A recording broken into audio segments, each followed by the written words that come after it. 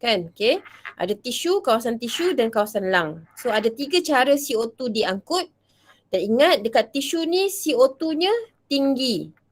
Sebab kenapa tinggi? Sebab banyak berlakunya cellular respiration.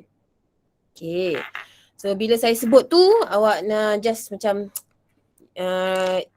ingat balik lah dekat tisu juga oksigennya rendah. Kenapa rendah? Sebab dah digunakan oksigennya untuk cellular respiration. Okay. Yang dekat lung oksigennya tinggi. Okay. Dan CO2-nya rendah. Right. So kembali balik. Ada 3 cara nak angkut CO2 ini. Dan proses ni berlaku serentak tau. Okay. Sebab banyak CO2 yang perlu diangkut keluar. Okay. Sebab dalam badan kita pun banyak sel. So kita nak angkut tu dengan cara cepat. Dan banyak. Okay. So cara pertama adalah di mana dia dissolve in plasma. Di mana CO2 tu campur dengan air dalam plasma membentuk H2CO3. Okay.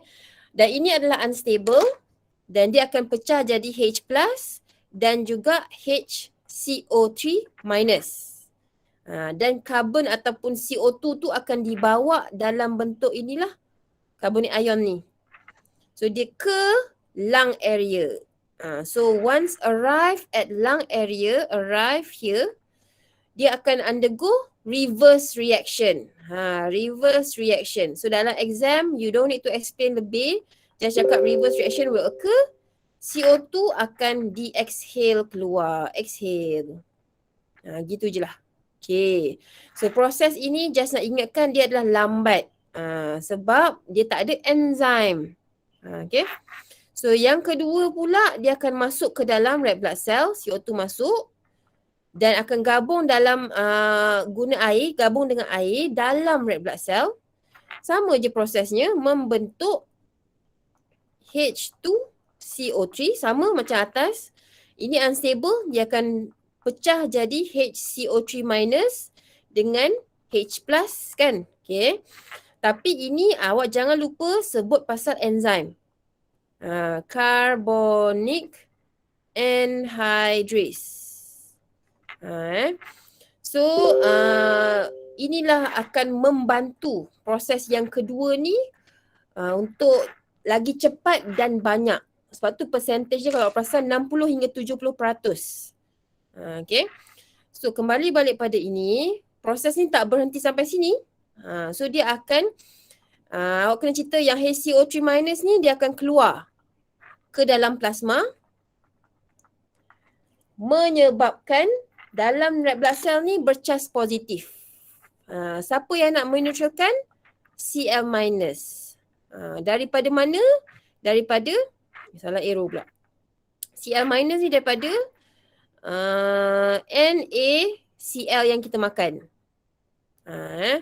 So kalau dalam AC, saya rasa awak tak payah sebut ini pun tak apa. Tak ada markah pun. Kalau nak sebut tak ada masalah pun, just in case kan. Kita sebut je lah semua.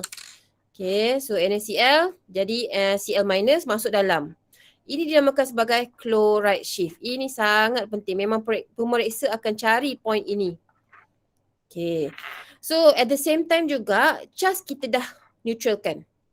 At the same time, pH pula akan mula rendah. Berasid.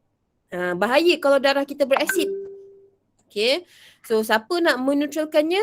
H plus ini kena gabung dengan HB. Membentuk HHB. Mana dapat HB ni? HB ni adalah daripada HbO2. Kan hari tu saya cerita satu hemoglobin boleh letak 4 kan? 4 oksigen. Ni salah satunya lah. HbO2 ni dia pecah, dapat Hb dengan oksigen. Oksigen ni pergi mana? Oksigen ni akan dibekalkan turun train, masuk tisu. Turun train, masuk tisu. Train dia red blood cell ni lah. So dia akan turun red blood cell, masuk ke dalam tisu untuk cellular respiration. Okay. Lepas tu, adalah tu je lah. Okay, so nanti HCO3 minus ni akan dibawa ke lung area.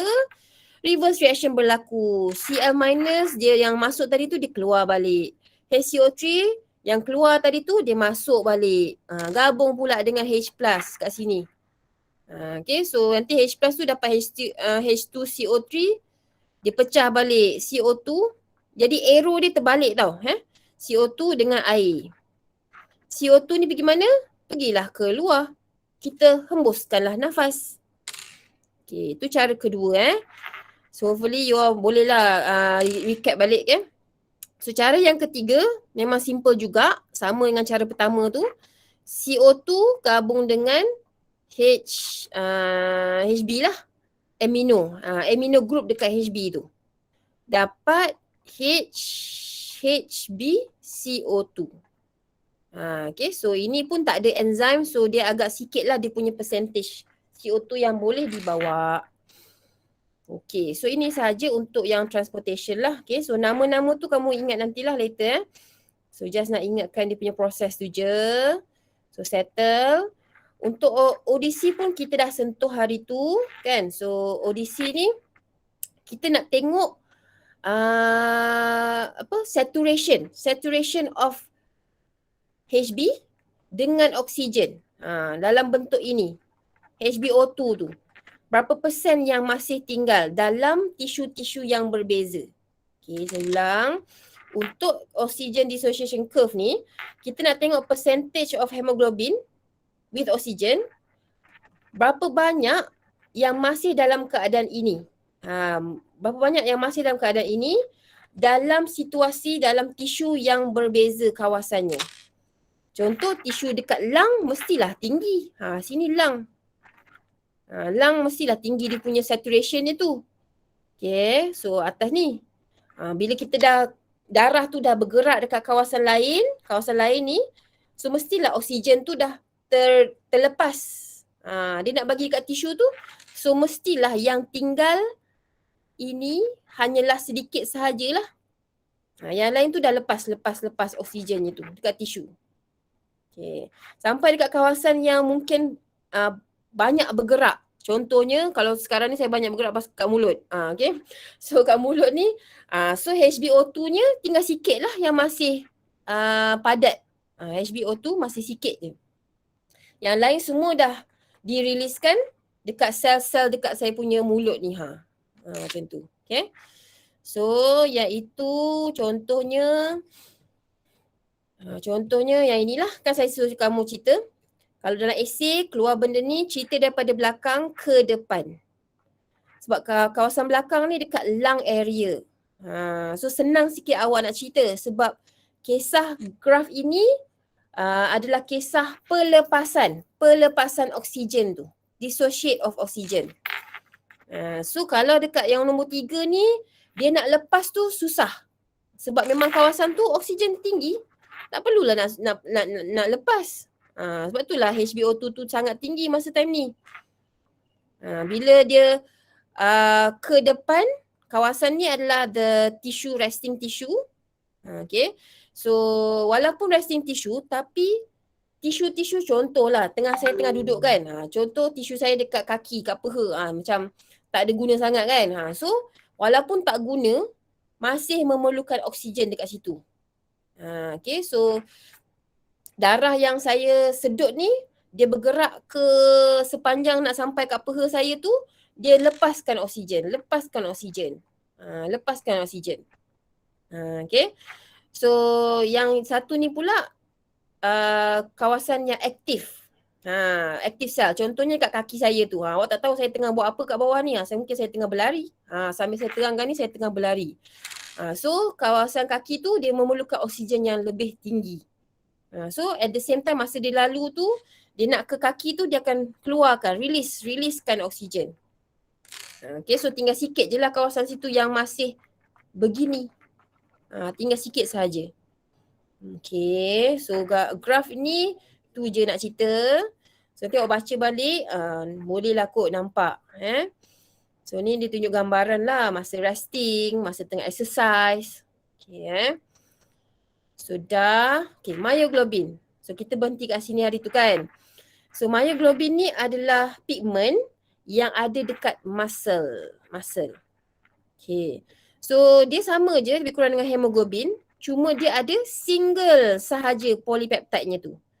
Kalau kamu ingat hemoglobin ada 4 kan? 4 polypeptide chain. 2 alpha, 2 beta.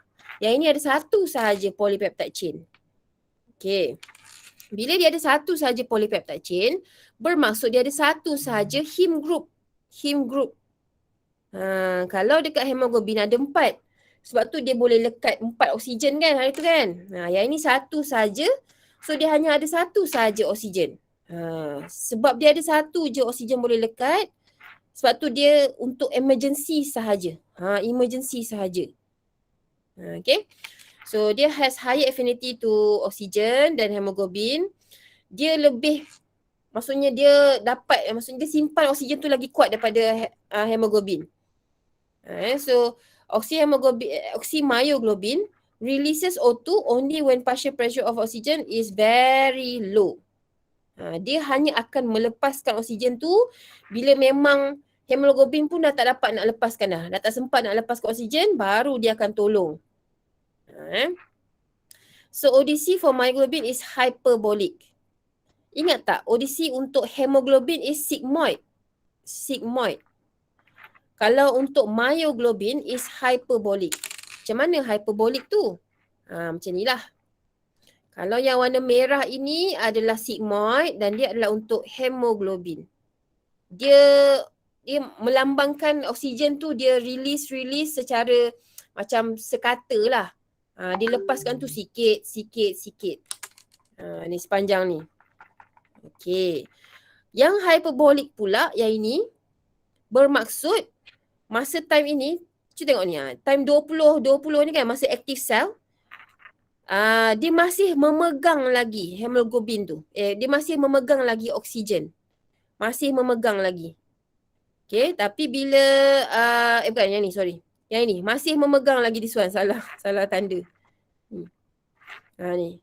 So sepanjang 170, 50, 40, dia masih pegang lagi oksigen.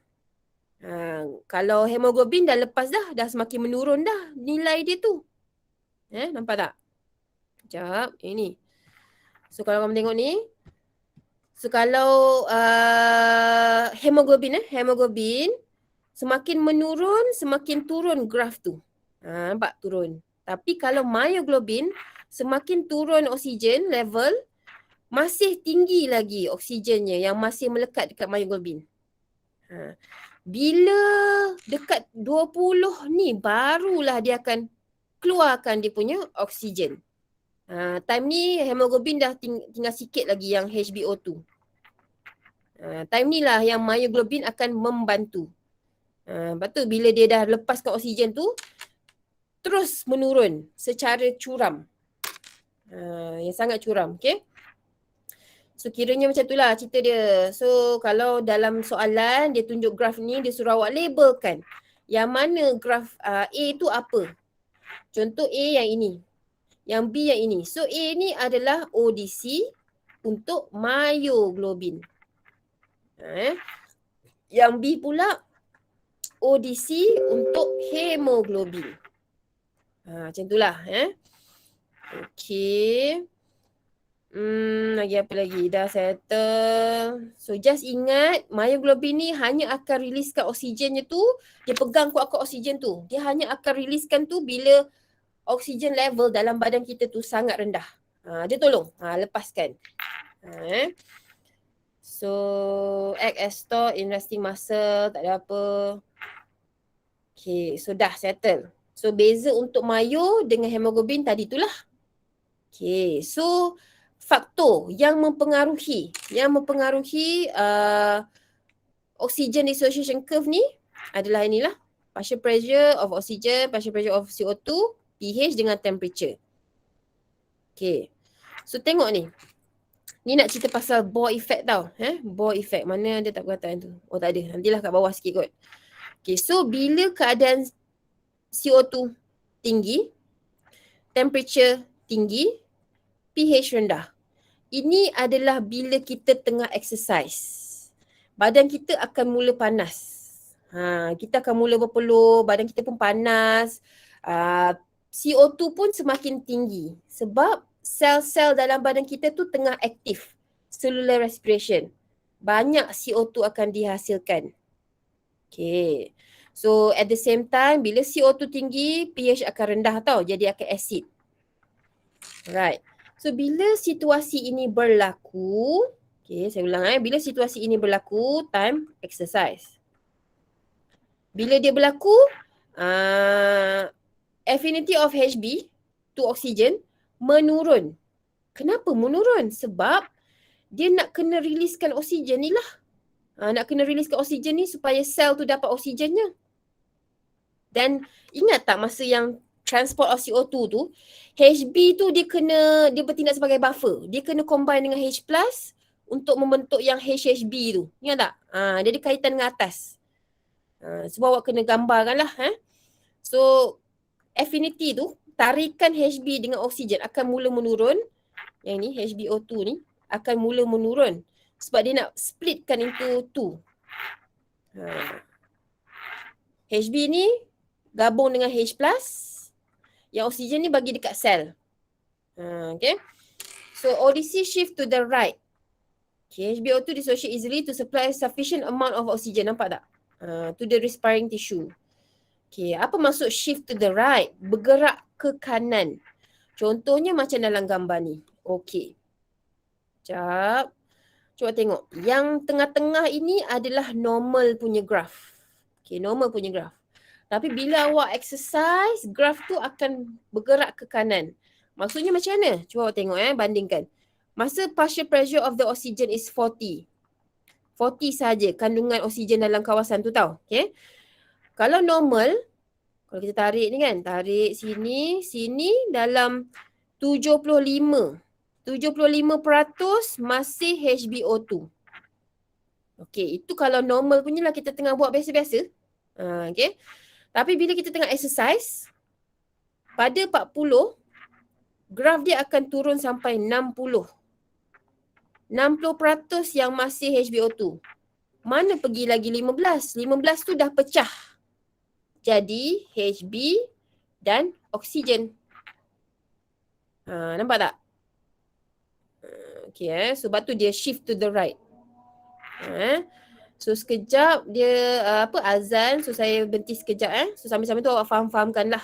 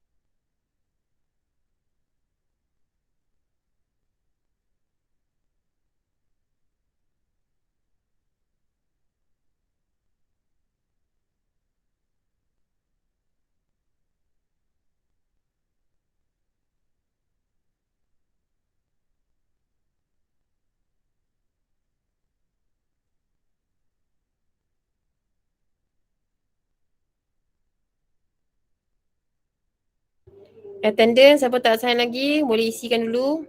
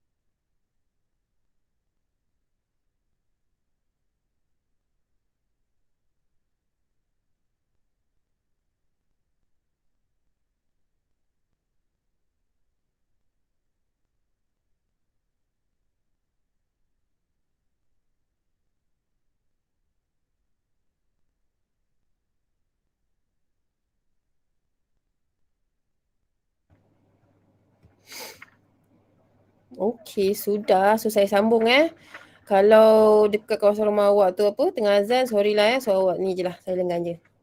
Okey. So, saya ulang balik. Ini menunjukkan graf yang biasa, yang tengah ni biasa. Okey. So, kenapa dia ada shift to the right, shift to the left ni? Dalam situasi yang berbeza lah. Okey, so kalau shift to the right, bermaksud dia tengah exercise. Dia tengah exercise di mana CO2-nya tinggi, temperature dalam badan tu tinggi, pH dalam badan tu rendah, acid.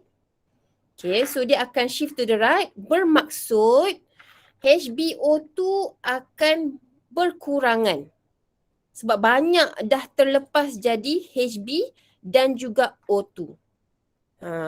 Kenapa nak kena lepaskan HbO2 tu banyak? Sebab dia nak neutralkan pH. Okay, so dalam gambar ni saya dah buat juga contoh dekat kawasan 40 ni. 40 mmHg. Kita tarikkan ke atas, kalau normal, dia punya percentage yang masih padat dengan oksigen, HbO2, dalam 75%. Okay, so relax je lah, 75% masih tinggi lagi. Okay. Kalau dalam keadaan yang exercise ke apa, dalam pressure oksigen yang sama, 40, okay, contohlah kita letak dua orang. Dua orang tu dalam satu lift di mana pressure dia oksigennya adalah 40 mmHg ni. Sama dua bilik tu mmHg dia sama 40.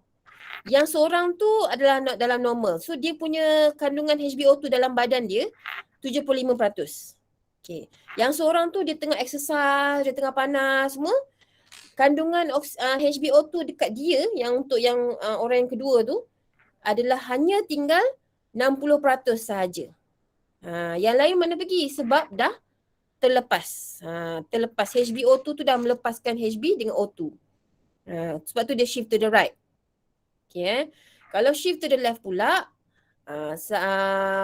dia tengah betul-betul tidur ke, memang baring ke. Kalau yang tadi tu normal biasa. Okay, kalau yang ni memang betul-betul tengah relax. Gitulah. So temperature dia rendah. So PCO2 pun rendah. So pH pun akan alkaline. So tengok balik pada pressure yang sama 40, kita tarik ke atas, tarik ke tepi pula. Ush, tinggi ni 85 contoh. 85% HbO2, masih HbO2. Okay. So dia lagi banyaklah masih pegang oksigennya tu. Macam itulah. So soalan untuk yang ini, kalau soalan tu structure question, dia akan bagi tahu, contoh dia akan tunjuk graf. So yang dia akan suruh awak labelkan ataupun apa yang berlaku, situasi bila berlakunya right shift ni, apa yang berlaku, temperature rendah ke, tinggi ke, macam tu awak kena identify. Okay, kalau soalan essay memang awak kena terangkan setiap satu tu lah. Okay, so when situasi ini apa yang berlaku, shift to the right ke shift to the left, macam tu kalau soalan essay. Kalau soalan structure, dia suruh awak label lah. Kalau situasi ini berlaku, shift to the right ke shift to the left. Macam tu lah. So labelkan grafnya. Okay. So so ini dinamakan sebagai Bohr effect lah. Lepas tu nama dia Bohr effect. Yang mengkajinya Encik Bohr ni lah. B huruf besar. Okay, so dia tengok kat sini. Kalau normal yang warna hitam. Okay, normal. Bila excessive punya, vigorous punya workout ke apa, exercise ke apa, dia akan jadi shift to the right. Okay. So dalam keadaan acid, 7.2. Lebih kurang lah. Walaupun 7.2 tu macam normal kan, neutral kan. Tapi dia berasid lah daripada yang normal. Okay. Okay. So ini Bohr effect. Dia terangkan je lah when pH is low. So Hb modifies the conformation of Hb. Dia ubah. So jadinya Hb tu tak boleh nak melekat dengan oksigen. So oksigen akan di-releasekan. Okay. So oksigen dissociation curve akan shift to the right. So bila dah releasekan oksigen, sufficient amount of oxygen can be supplied. Di mana diperlukan. Okay. So Itulah dia. Tu dinamakan sebagai Bohr effect. Ini tak ada apa-apa. Alright. pH pula. When pH sama je cerita dia. When pH is low, so affinity of the hemoglobin dengan oksigen pun akan reduce. So sama juga oksigen akan release. So curve akan to the right. Sama je situasi dia. CO2 tinggi dengan pH dia rendah tu sama. Maksudnya time tu awak tengah buat exercise. CO2 tinggi. Okay. So temperature pun sama juga. Ni kalau ditunjuk beberapa jenis temperature. So paling panas tu bermaksud yang inilah active tissue. Nampak active tissue. 43 degrees Celsius. Time ni sama juga HB tu akan ubah dia punya bentuk. Maksudnya dia tak boleh nak lekat dengan oksigen. Dia akan releasekan oksigen tu. Shift to the right juga. So setakat ini penerangan dia lebih kurang sama. Shift to the right bermaksud terlampau asid, terlampau panas dan CO2 tu tinggi. Okey faham Nanti kalau shift to the left tu faham-faham je lah, terbalikkan je lah point dia tu. Okey. So untuk ini. So settle pasal pengangkutan CO2, settle pasal ODC, settle pasal Bohr effect. Bohr effect tu bila dia shift, dia gerak left ke right macam tu. Okay, tu Bohr effect tau. So ini adalah chemoreceptors in controlling breathing. So mungkin kan saya kata tak nak buat lama sangat kan. So awak pun mungkin ada benda lain. Kita pun dah straight kan kelas kan. So mungkin kita akan masuk sampai 1B ni je lah kot. Mungkin 1 je ke? A ni je ke? Okay sikit lagi Okay, ni sikit je. So untuk breathing, bernafas, okay, ada inhalation, kita hirup udara, okay, dan exhalation, kita keluarkan udara tu. Okay, so itu saja. Lepas tu, bila kita inhale, ni awak pun dah belajar masa sekolah kan, ada eksperimen benda tu. Yang dia kita nampak diaphragm tu berkembang ke, kuncup ke kan. So diaphragm akan contract, okay, menyebabkan rib cage kita akan move upwards. So dalam rib cage kita tu akan volume dia akan meningkat.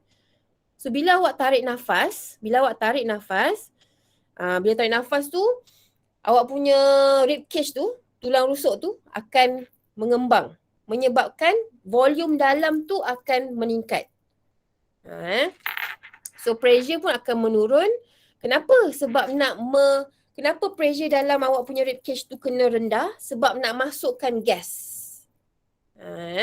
So bila awak tarik nafas, rib cage tu akan meninggi. So ruang dalam tu akan besar dan pressure pun rendah supaya oksigen masuk dalam. Okay.